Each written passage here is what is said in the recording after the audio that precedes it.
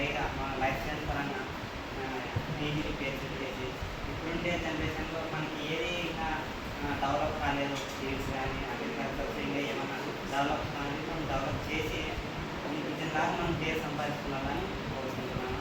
అలాగే ఇతను డిగ్రీ కేరళలో యూనివర్సిటీ ఆఫ్ కేరళలో కంప్లీట్ చేశాడు. ఎంఎస్సి పీజీని మద్రాసులో కంప్లీట్ చేశాడు. పిహెచ్డీ అనేది కేంబ్రిడ్జ్లో కంప్లీట్ చేసినాడు.